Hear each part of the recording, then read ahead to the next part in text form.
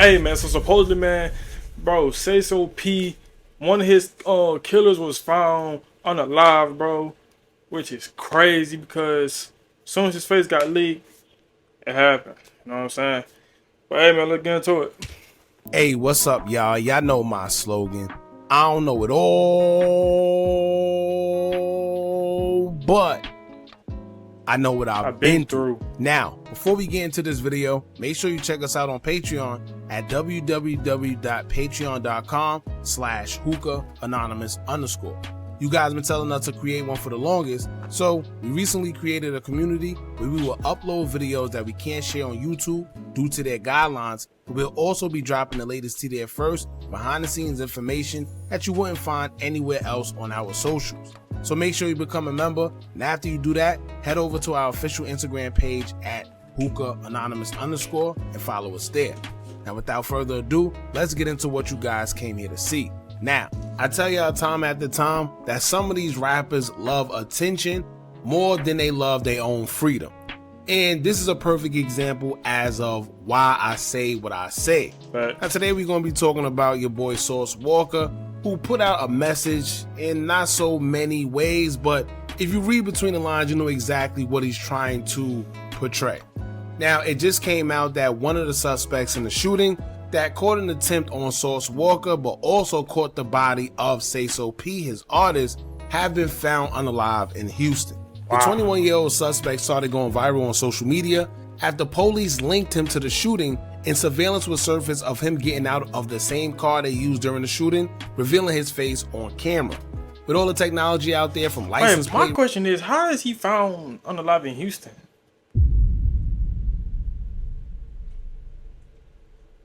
I know Memphis in Houston, like, oh whoop you there, but like,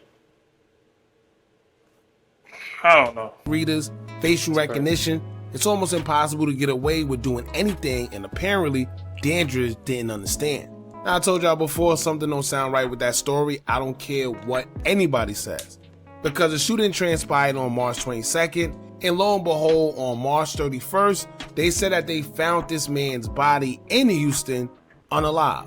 Now at first there wasn't no real details put out there about how he was unalive, who found him, when they found him, or how he even got to Houston in the first place. Right. But upon a little digging, we were able to find out just a tiny bit more. Uh-oh. Now according to Fox 26 Houston, Dandridge was found shot multiple times in Houston around 10:40 a.m. on March 27th, 2025. Damn. Which means although the news started surfacing yesterday on the 31st, they're saying he was already found 4 days prior to the news spreading. The medical examiner ruled his passing a homicide, and as of right now, that's all the information they have given. Now here's my thing, right? What was he doing in Houston for one, but then two, who has no common sense to the point to where you know Sauce Walka is somebody in Houston, as big as he is. Yeah. You know your face is all over social media. You know your face is on the news. You know that you're pretty much wanted everywhere and your face is everywhere. So why would you want to go out of all places to Houston? Unless he was lured there, like I said in the last video, for whatever reason. Now police aren't any better, and they know exactly what they're doing, because right after news got out that the first suspect, Dandridge, was found unalive in Houston, they would then proceed to reveal the second suspect in the shooting as 22-year-old Kevin Brown, who they say is currently wanted and still on the run. He's being charged basically with the same thing the first suspect was being charged with, which was first-degree M, attempted first-degree M, employment of a firearm during the commission of a dangerous felony, and theft of property between $10,000 to $60,000. He too is wanted, but unlike the first suspect, the police didn't tell us how or why they feel he's a suspect. Yeah. No other pictures of any other suspects were seen, and we haven't heard of any DNA evidence or anything else. So I wonder what made them come to the conclusion that Kevin Brown is also a suspect in the shooting. Right. On top of that, if they clearly seen that the first suspect was unalive after revealing who he was, putting his face out there, why would they expose the second suspect so soon? Now aside Bro, from but what I'm not getting is, bro, how did he get into Houston? Like,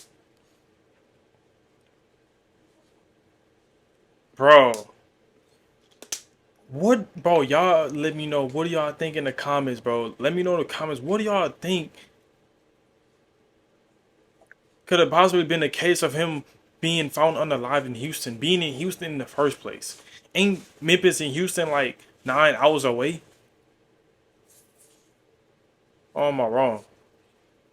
But y'all let me know something. All that, Sauce Walka, despite being shot in the leg, haven't seemed bothered at all.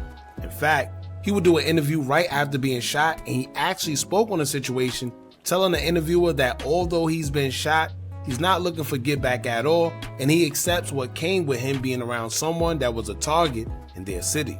If I wanted to, I could have 400-500 different men, good men down here from different cities and states, including mine, around here ready to do whatever by snapping my finger in retaliation to what happened to me and my little brother. But as much as it hurt my soul and it really break me down, I'm damn near getting emotional right now thinking about this.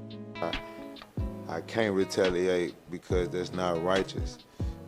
Some people believe one or two things. Sauce Walka is a changed man, and due to his belief in Islam, maybe that's why he don't care to retaliate or look for revenge. Or maybe Sauce Walka is just saying this publicly, so if something does end up happening to one of the suspects, he wouldn't be looked at as a suspect because he openly said that he's not looking for revenge. Yeah. I guess like to throw the police off, if anything.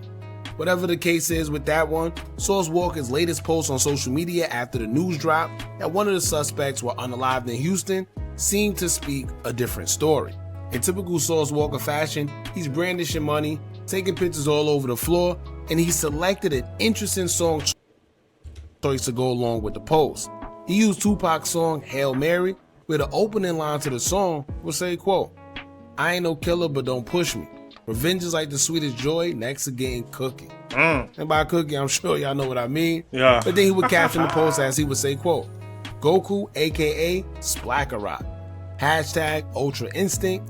Hashtag TSF Business. Hashtag Splat That." Now here's the thing, y'all. Attention is a hell of a drug that a lot of people on social media indulge in.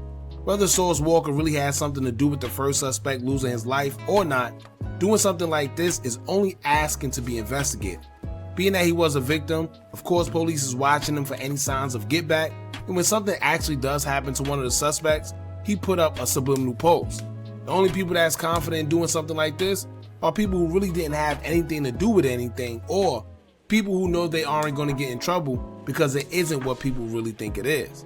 I say that because the first thing everyone did when they heard one of the suspects lost their life was glorify Sauce Walka and involve him as if they knew for sure he had a hand in it. But that's only because of the circumstance. Anybody could have done something to the suspect, but the fact that they hear he was unalived at a time when he was accused of shooting Sauce Walka, they automatically gonna point fingers at Sauce, and he loves it because it fits the rapper image. It's just like the time when NBA YoungBoy and Dirk was beefing. During that time period, if anything happened to Dirk, they would have blamed YoungBoy. And if anything happened to YoungBoy, they would have blamed Dirk. That's just social media for you. But here's a different narrative. Although some believe that the suspect may have been shot and unalive due to him getting caught, it could be a deeper rabbit hole than we think.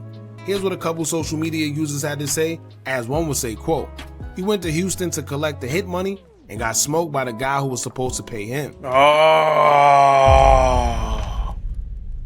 Okay. What else? Another user would say, quote, "N-Word tried to collect the back end and got put in a backwood." Oh.